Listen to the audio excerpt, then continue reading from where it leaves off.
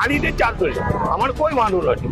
અમારા ગામવાળાનો બી full support છે, અમારા બોલા કરંજ ગામના ને જીઆઈડીસી નો બી સપોર્ટ. હવે અરિયલ ગામની થોડી તકલીફ છે, એ લોકો આજે રસ્તા પર ઉતરેલા, અમે વાંધો નથી. કઈ બધાને અમારું બંધ થાય, બધાનું બંધ કરો, એનો મને વાંધો નથી. આજે હોટ બજાર ભરાય છે એમાં સ્થાનિકો જે છે અમે લોકો લોકલ અમારા ધંધા ઠપ થઈ ગયા છે, એટલા માટે અમે આવ્યા છે આ બંધ કરવા માટે. કઈ રીતે ધંધાને અસર થાય છે?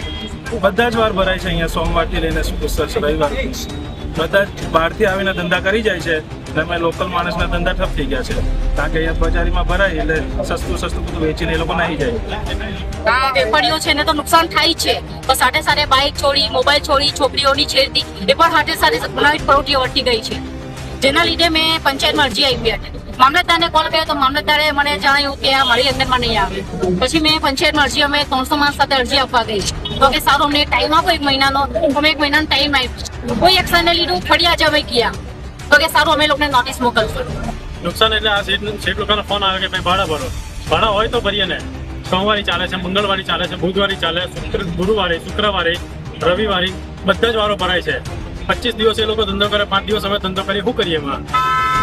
એટલે અમે 1 મહિના પહેલા દિવાળી પહેલાની રજૂઆત કરી હતી અને બધા જે છે એ લોકોના નામ પણ કીધા હતા, પણ એ લોકો પાછળ હજુ કોઈ નોટિસ આપવામાં આવી નથી. એટલે અમે પાછા આજે ગ્રામ પંચાયતમાં ગયા, ગ્રામ પંચાયત તરફથી અમને કોઈ જવાબ મળ્યો નથી, એટલે આજે અમે બધા રોડ પર ઉતરા છે. અમારી તમામ માહિતીથી અપડેટ રહેવા માટે જોડાયેલા રહો S9 ન્યૂઝ સાથે.